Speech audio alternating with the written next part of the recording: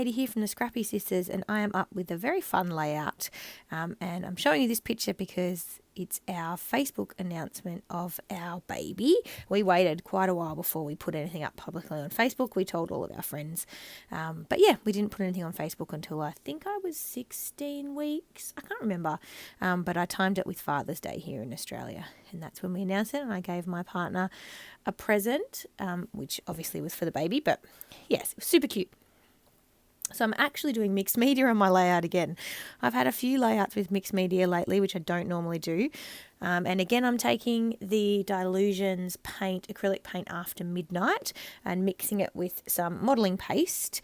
And then I'm using this cloud stencil, which is actually from Stampin' Up. And so I don't make you watch me do all of that, but that's what I'm doing.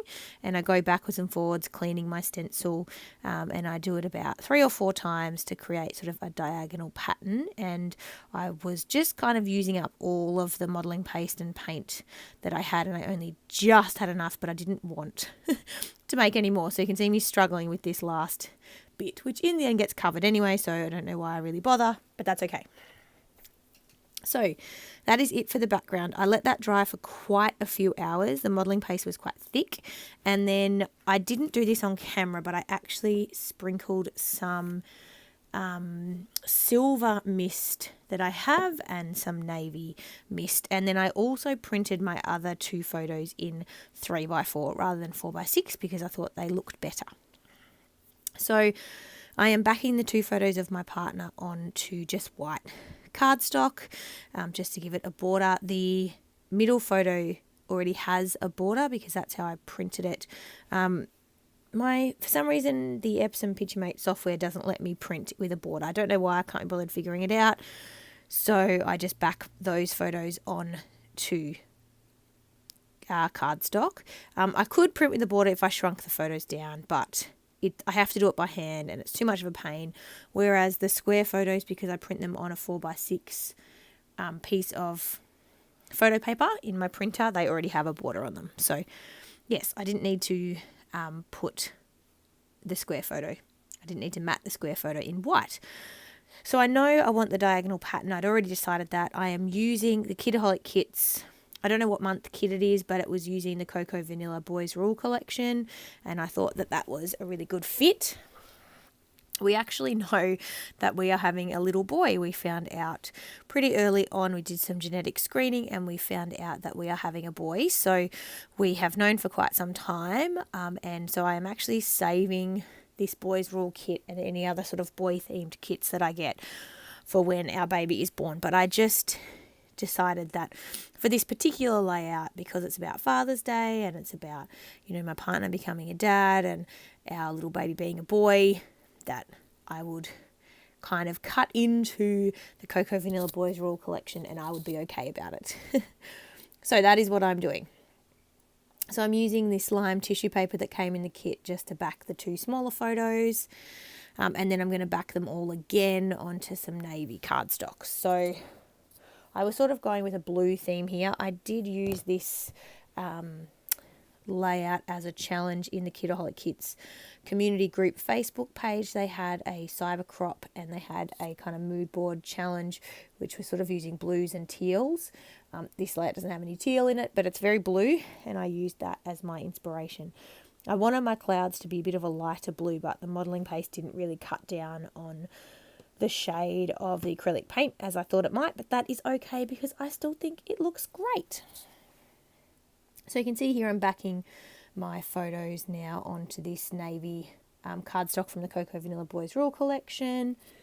I don't know what the paper's called, and I could get my kit out and check, but I'm not going to. Sorry. I'm sitting at my desk and my kit's all the way over the other side of my office, which is a very tiny space, but that's not the point. I can't be bothered. So you can see here I'm cutting them out, and yeah, they'll be matted on the navy, and I think that looks really great and kind of goes with the lime green as well. Lime green's not my favourite colour, but a couple of little kind of pops of it on the page makes it look really good, I think. So you can see there, I've lined up my photos as I want them to be on the layout, and I'm just sort of getting out the other embellishments that came in the kit. There was a lot of stuff in these kits. I got the main kit and the pocket page kit. No. Yes, I think I got the main kit, the pocket page kit, and the embellishment kit. I think. I don't remember. It was a while ago. I've stopped getting Kidaholic kits for the moment, just while we have to collect and spend the money on the things that we need for our new baby. But I am very hopeful that I will start up again, probably in the new year once baby has arrived and things kind of slow down a bit. But we'll just have to wait and see what the financial situation is like. As everybody knows who has had a child, there's some things that we'll have to give a little bit, and probably my scrapbooking obsession will be one of those. But that is okay. I can deal with it. So yes, you can see here I'm going through the ephemera pieces now. I was trying to decide on my title before. That's why I was looking at the back of the ephemera pack and the chipboard pack. The good thing about the Cocoa Vanilla collection now is that the chipboard pack comes already kind of cut for you, just like an ephemera pack. So it doesn't come on a big 12 by 12 or 6 by 12 sheet anymore that you push out the chipboard of its own accord. It comes already cut for you, and I love it. It's great. So you can see me here going through both the chipboard and the ephemera pack, just pulling out the bits that I think could work on this layout, and then I get a little bit distracted by the frames. So I'm trying to work out how I could make the frames fit on this layout, and in the end I do make them fit as layering pieces, all bar one of them, and really like the way that it looks. But it does take me a while to decide how I want it all to look. So you can see me here, I'm fiddling around. There's a massive wooden frame in the wood veneer pieces that we got in the kit this month, or that month, I don't know what month it was, and I know I will never use that as a main element piece. It's just not my style.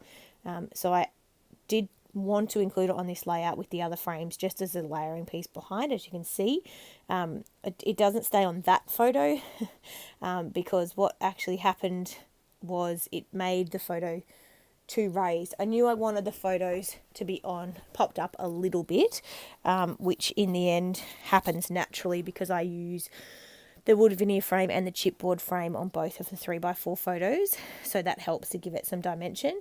And then I can use foam dots on the middle photo, and they're all raised off the page a bit, and that works quite well. But it meant that the wooden frame had to go on the lower 3x4 photo. So you can see there I've stuck those down, and I'm just using some wet glue to stick on the frames, because that is going to work better because they're so small. And that's good. I've got my Tombow right there, so that works well. And then layering up 2 of the frames onto the middle photo, and I'm really happy with how that all looks. Good way to use up frames. I'm not a big user of frames on my layouts, so using them as layers I think is a really good way to do that. I'm really happy with how it all came together. And so now I've decided I also want to use the bit of twine that came in the Kidaholic kits, and it's a white and silver twine, and I want to include it in the layout. So I sort of place it in the diagonal pattern on my page, and then I'm just sticking it down in random bits with double-sided tape. I don't worry too much about, sticking it all down. It's going to move around when it's in the page protector, and that's okay.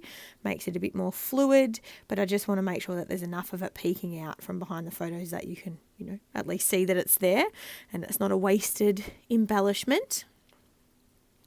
And now I am sticking down my photos because I'm happy with the placement, and sticking them down on top of the dimension from the twine and also from the texture paste on the clouds makes it a bit hard for the wet glue to stick. So I've just used my pen holder that's on my desk as a bit of a weight to help stick that down. And it doesn't take long. It only needs, 10-20 seconds, and the glue has stuck. And then for the middle photo, I'm going to pop it up on some foam dots. And again, I'm not measuring anything. I'm just sticking it where I think it looks good. And I am not too worried if it's not completely straight or in a, proper diagonal. But I'm pretty happy. I think eyeballing it has worked well this time around. So you can see there, I've stuck down the last photo, and we're good to go. We're all stuck down.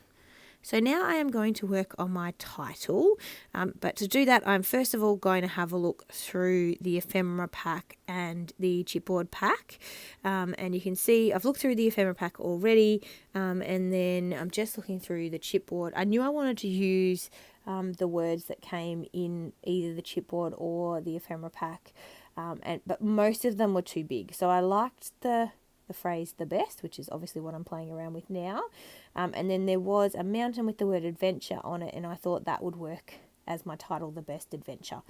So I'm just working on placement, and this one here is what I decided looked the best out of all of the options that I tried.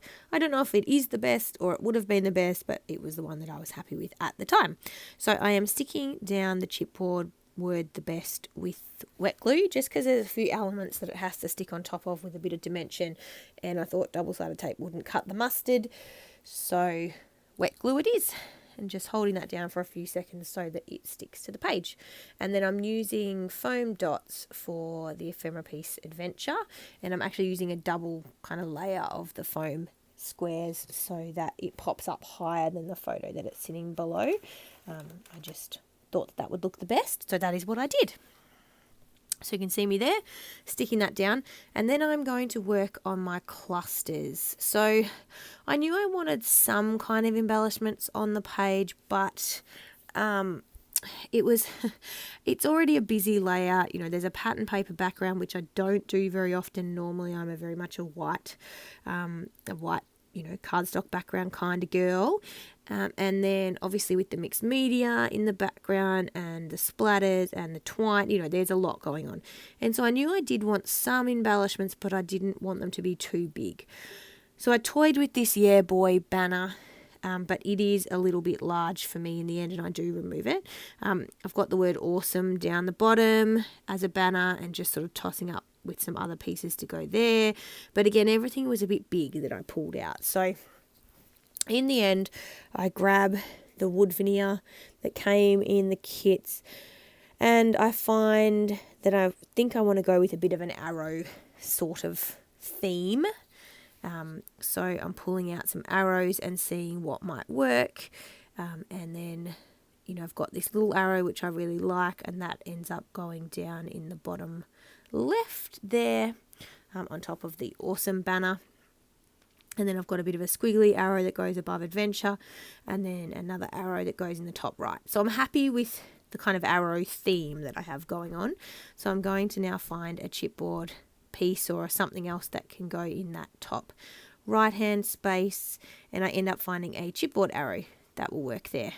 And so I go with that, and then I want something in the bottom, the middle cluster with the little squiggly arrow and the adventure, and I want something else to go there, so I end up grabbing a flare that says #boysrule. As I mentioned, we know we're having a boy, so I thought that it would be nice to include that element. It wasn't particularly sticky when I pulled it off the page, so I'm just adding a little bit of wet glue and sticking that down, and then while I'm at it, I'm just going to wet glue the rest of the elements. So sticking the wooden arrows and the chipboard and the word banner all down with wet glue. I just had it in front of me. Usually I use double-sided tape, but the wet glue was out and it's just as easy, so I use that. Often I just use double-sided tape because it's a bit cheaper. I usually buy it from Spotlight, a craft shop here, and they've got like a sale on, and I stock up, so I usually have a big stash. And then I've nearly finished. I did want to add something else, so I go with these puffy black hearts. I think they're from Bella Boulevard. I'm not 100% sure, but again, they came in the kit, and I'm adding a black puffy heart to each of the elements, or each of the clusters, I should say. And then the layout is done. I hope you like this one. I really love how it turned out, and I'm super happy with it. And I mean, it's a very sentimental photo anyway, so I was probably always going to be happy with how it looks. But yeah, I hope you love it as much as I do. I love this collection. I think it's great. I think Cocoa Vanilla is amazing. So here are the close-ups. I hope you've enjoyed it, and we'll see you in the next video. Bye, guys.